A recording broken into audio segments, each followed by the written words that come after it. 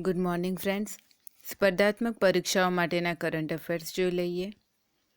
આજની તારીખ છે 19 ડિસેમ્બર. પહેલો ક્વેશ્ચન છે, બિહારનો પહેલો અને દેશનો બીજો કાચનો સ્કાય બ્રિજ ક્યાં બન્યો? રાજગીર. તો બિહારનું રાજગીર એમ પણ પર્યટકો માટે ખૂબ પસંદગીનું સ્થળ છે.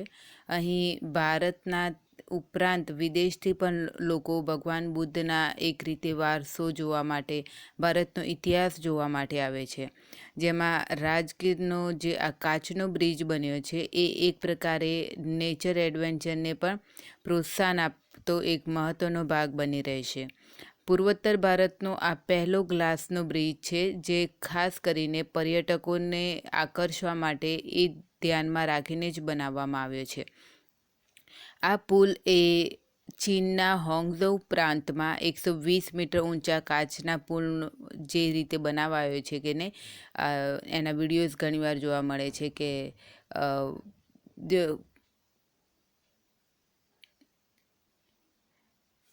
કે લોકો યાત્રાળુઓ કાચનો બ્રિજ પાર કરી રહ્યા હોય તો આજુબાજુનો જે નેચર હોય છે એને જોતા હોય છે, કાં તો કઈ રીતે ડરતા ચાલતા હોય છે. તો એવા પ્રકારનો આ બિહારનો રાજગીરનો પુલ પણ બનાવવામાં આવે છે કે જેનાથી નીચે કુદરતી સૌંદર્યને માણી શકાશે. એક રીતે સૌંદર્ય દર્શન માટેનું એક સારું સ્થળ બની રહેશે.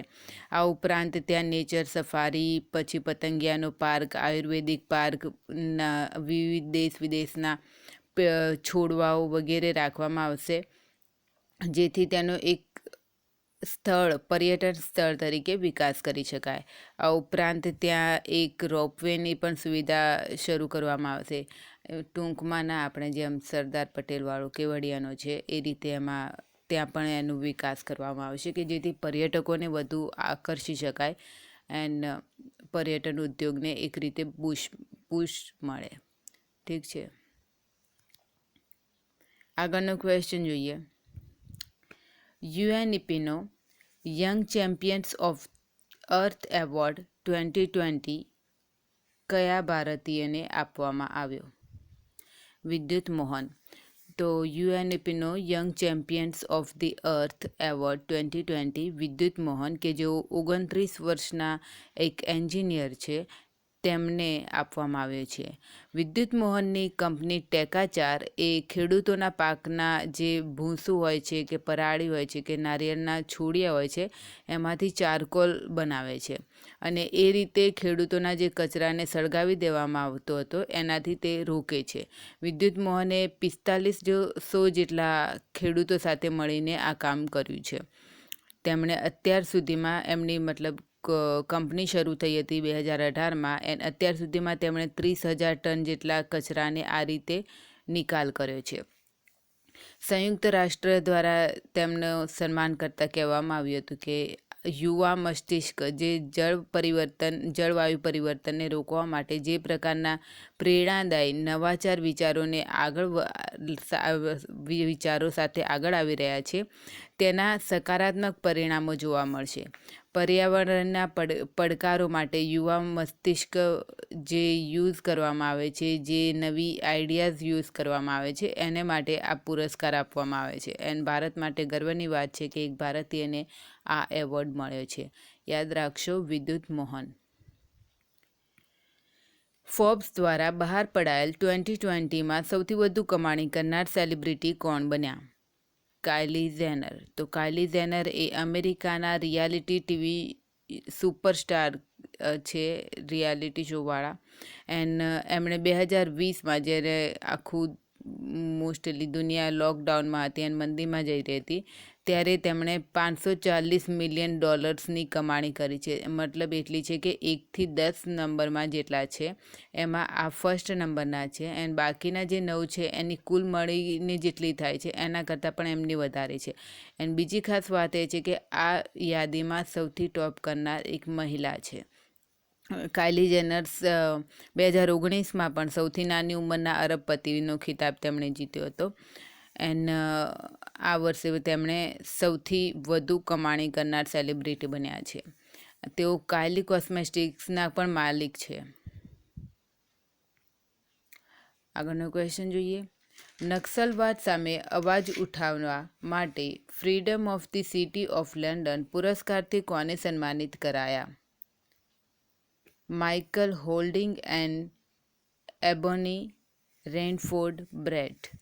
તો વેસ્ટ ઇન્ડિઝના પૂર્વ ક્રિકેટ દિગ્ગજ અને બ્લેક લાઇવ્સ મેટર જે અભિયાન ચલાવ્યું હતું એમના સમર્થન કરવા માટે માઇકલ હોલ્ડિંગ અને ઇંગ્લેન્ડના મહિલા ટીમના પૂર્વ ખેલાડી ઇબોની રેનફોર્ડ બ્રેટને આ સન્માન મળ્યું છે. આ સન્માન પોતાના ક્ષેત્રમાં વિશેષ સફળતાઓ મેળવનારી વ્યક્તિઓને આપવામાં આવે છે. આ બંને એટલે કે માઇકલ હોલ્ડિંગ અને ઇબોની રેનફોર્ડે દેશમાં જે પ્રકારે નક્સલવાદ સામે તેમણે બોલીને એક પ્રકારે સાહસિક વલણ અપનાવ્યું હતું, જે પ્રકારે તેમણે વૈશ્વિક આંદોલનો જગાવ્યા હતા, એ માટે તેમને આ પુરસ્કારથી સન્માનિત કરવામાં આવ્યા છે. આગળનો ક્વેશ્ચન જોઈએ. ભારતમાં ફેડ દ્વારા વૈશ્વિક ડિજિટલ કેન્દ્રની સ્થાપના ક્યાં કરવામાં આવશે? હૈદરાબાદ. તો પ્રમુખ ઓટો કંપની ફિએટ ક્રિસલર ઓટોમોબાઇલ્સ દ્વારા હૈદરાબાદમાં વૈશ્વિક ડિજિટલ કેન્દ્રની સ્થાપના કરવા માટે $15 કરોડ એટલે કે 1,103 કરોડ રૂપિયા રોકાણ કરવાની જાહેરાત કરવામાં આવી છે.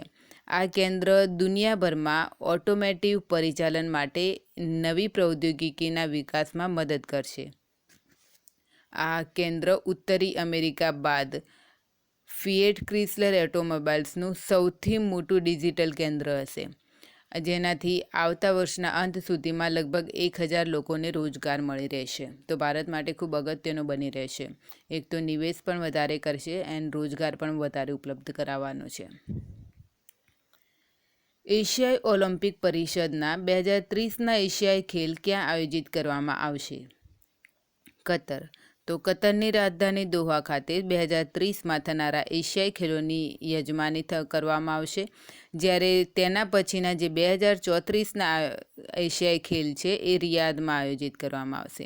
કતર એન્ડ રિયાદ વચ્ચે 2030ના એશિયાઈ ખેલોની મેજબાની માટે ખૂબ લાંબા સમયથી એક રીતે સંઘર્ષ ચાલી રહ્યો હતો અને રાજનૈતિક વિવાદો બાદ જ્યારે હમણાં મતદાન કરવામાં આવ્યું ત્યારે એમાં કતરે જીતી લીધું અને એમણે હવે 2030માં કરશે મેજબાની, જ્યારે 2034માં કરશે રિયાદ. 2017માં કતર અને કતરના વેપાર અને યાત્રાનો બહિષ્કાર કરી દેવામાં આવ્યો હતો રિયાદ દ્વારા, એટલે એમના જે સંઘર્ષો ચાલી રહ્યા હતા. અને એશિયાઈ ખેલો જોઈએ તો 2018માં ઇન્ડોનેશિયા જાકાર્તા ખાતે આયોજિત કરવામાં આવ્યા હતા, 2022માં ચીનમાં થશે અને 2026માં થશે જાપાનમાં. એ પછી 4 વર્ષ પછી 2030માં થશે કતર. આગળનો ક્વેશ્ચન જોઈએ. દુનિયાનો સૌથી ઊંચો રેલવે પુલ ભારતની કઈ નદી ઉપર બનાવવામાં આવશે? ચિનાબ. ચિનાબ એ હિમાચલ પ્રદેશના લાહૌલ અને સ્પીતિ જિલ્લાના જે બારાચાલા પાસેથી થઈને હિમાલયને ચંદ્રભાગા નદીઓના સંગમથી બનેલી છે. હિમાચલ પ્રદેશમાં તેને ચંદ્રભાગા નામે ઓળખવામાં આવે છે, જે સિંધુ નદીની સહાયક નદી છે. ખાસ તો એ છે કે જે સપ્ત સિંધુ કહેવામાં આવે છે એમાંની એક છે ચિનાબ. તો કેન્દ્ર શાસિત પ્રદેશ જમ્મુ અને કાશ્મીરના રિયાસી જિલ્લાના ચિનાબ નદી ઉપર દુનિયાનો સૌથી ઊંચો રેલ પુલ આવતા વર્ષે પૂરો થવાની શક્યતા છે, જેના 70% નિર્માણ કાર્ય તો પૂરું થઈ ગયું છે. હવે બાકીનું જે 30% પુલ નિર્માણ કાર્ય છે એ ડિસેમ્બર 2021 સુધીમાં પૂરું થઈ જવાશે. આ પુલ બારામુલા જિલ્લાથી ઉધમપુર, કટરા અને કાઝીગુંડના રસ્તે જમ્મુને જોડશે અને આ રસ્તો લગભગ હવે 6.5 કલાકમાં પૂરો થઈ જશે. ઉત્તર રેલવેના મહાપ્રબંધક આશુતોષ ગંગવાલે જણાવ્યા મુજબ ઉધમપુર, શ્રીનગર અને બારામુલા રેલ માર્ગને ડિસેમ્બર 2022 સુધીમાં પૂરો કરી દેવાની સંભાવના છે. આ પુલનું નિર્માણ દુનિયાના સૌથી પડકારભર્યા ભૂગોળ વચ્ચે થઈ રહ્યું છે, મતલબ એટલા ઊંચાઈ પણ છે અને પહાડી એરિયા પણ છે. સામાન કઈ રીતે લઈ જવું એ પણ સવાલ છે ત્યાં. આ ઉપરાંત આ પુલની ઊંચાઈ છે એ એફિલ ટાવર જે છે એનાથી પણ 35 મીટર ઊંચી છે. તો મુખ્ય તો એ રહેશે કે અહીં પર્યટકો માટે એક પ્રકારે આકર્ષણનું કેન્દ્ર બની રહેશે, જેથી રાજ્યના આર્થિક વિકાસમાં એક રીતે તેજી આવશે, કારણ કે એવો વિસ્તાર છે જ્યાં ટ્રાન્સપોર્ટ એન્ડ પરિવહનમાં ખૂબ અડચણ હોય. તો આ પુલના બની જવાથી રસ્તો પણ સરળ એન્ડ ઝડપી બની જશે. તો એક રીતે વિકાસના પગલાં વધી જશે. હમણાં પાકિસ્તાનના કયા બોલરે ઇન્ટરનેશનલ ક્રિકેટથી સંન્યાસ લેવાની ઘોષણા કરી? મોહમ્મદ આમિર. તો પાકિસ્તાન ક્રિકેટ ટીમના સ્ટાર ફાસ્ટ બોલર મોહમ્મદ આમિરે ઇન્ટરનેશનલ ક્રિકેટને અલવિદા કહી દીધું છે. પાકિસ્તાન ટીમ મેનેજમેન્ટના વર્તનથી તેઓ દુઃખી થઈને આ નિર્ણય લીધો હતો. આમિરે પાકિસ્તાનના ટીમ મેનેજમેન્ટ ઉપર માનસિક રૂપથી ટોર્ચર કરવાનો પણ આરોપ લગાવ્યો હતો. હમણાં કયા સ્ટેડિયમમાં 6 વિશ્વ સ્તરીય સ્ક્વેશ કોર્ટની આધારશિલા મૂકવામાં આવી? Major Dhyan Chand national stadium. તો એ આવ્યું છે દિલ્હીમાં. કેન્દ્રીય વિદેશ મંત્રી ડૉક્ટર એસ જયશંકરે નવી દિલ્હીમાં કેન્દ્રીય યુવા કાર્યક્રમ અને ખેલ મંત્રી કિરણ રિજિજુની ઉપસ્થિતિમાં મેજર ધ્યાનચંદ નેશનલ સ્ટેડિયમમાં 6 સ્ક્વેશ કોર્ટની આધારશિલા મૂકી. આ પરિયોજના માટે 5.52 કરોડની મંજૂરી અપાઈ છે, જેનાથી 750 ચોરસ મીટર ક્ષેત્રમાં 6 એકલ સ્ક્વેશ કોર્ટનું નિર્માણ કરવામાં આવશે, જેમાં લગભગ 6 મહિનાનો અંદાજિત સમય છે કે ત્યાં સુધી એ તૈયાર થઈ જશે. એશિયાઈ ખેલ એન્ડ રાષ્ટ્રમંડળ રમતોમાં સ્ક્વેશ ભારત માટે સૌથી સફળ રમત રહી છે, જેમાં સૌરભ ઘોષાલ, દીપિકા પલ્લિકલ અને જોશના ચિન્નપ્પાએ દેશ માટે ચંદ્રકો મેળવ્યા હતા. તેથી હવે આ ક્ષેત્રમાં વધુ ખેલાડીઓ આકર્ષાય, નવા વિદ્યાર્થીઓને એક રીતે તો પ્રેરણા મળે એ માટે આ સુવિધા, આ કોર્ટ બનાવવામાં આવી છે. એન્ડ ધ્યાનચંદ જે રાષ્ટ્રીય સ્ટેડિયમ છે 1933માં બનાવવામાં આવ્યું હતું, જેને 2002માં મેજર ધ્યાનચંદના નામ પરથી મેજર ધ્યાનચંદ નેશનલ સ્ટેડિયમ તરીકે ઓળખવામાં આવી છે. અહીં 2010માં હોકીનો વિશ્વકપ આયોજાયો હતો. મૂળ રીતે તો એ હોકીનું જ સ્ટેડિયમ છે. આગળનો ક્વેશ્ચન જોઈએ. કોને golden peacock environment management award 2020થી સન્માનિત કરવામાં આવ્યા? Steel authority of India SAIL. તો સ્ટીલ ઓથોરિટી ઓફ ઇન્ડિયાને ઇન્સ્ટિટ્યૂટ ઓફ ડિરેક્ટર્સ દ્વારા સ્ટીલના ક્ષેત્રમાં 2020નો સૌથી પ્રતિષ્ઠિત ગોલ્ડન પીકોક એન્વાયરમેન્ટ એવોર્ડથી સન્માનિત કરવામાં આવ્યા છે. આ વખતે કોરોના છે તો બધું વર્ચ્યુઅલી જ એવોર્ડ સમારોહ થાય છે, તો વર્ચ્યુઅલી કરવામાં આવ્યો હતો. આ ઉપરાંત steel authority of India limited સતત 2 વર્ષોથી આ પુરસ્કારનો વિજેતા રહ્યો છે.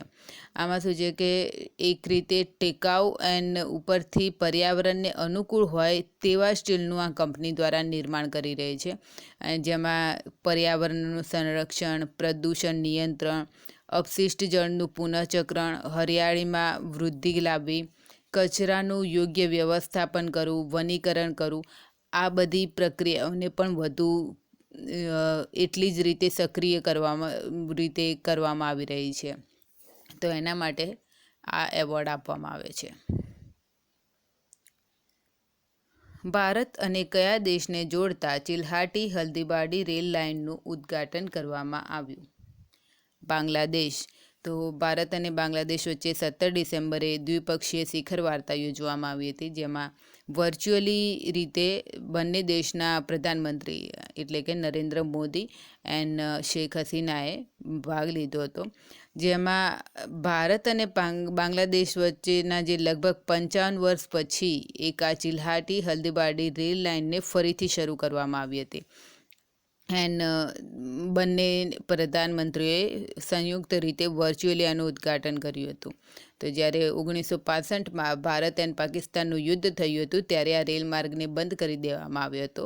એન્ડ ત્યાર પછીથી છેક 2019 વખતે એટલે કે ગત વર્ષે આને ફરીથી શરૂ કરવાનો પ્રયત્ન શરૂ કરવામાં આવ્યા હતા.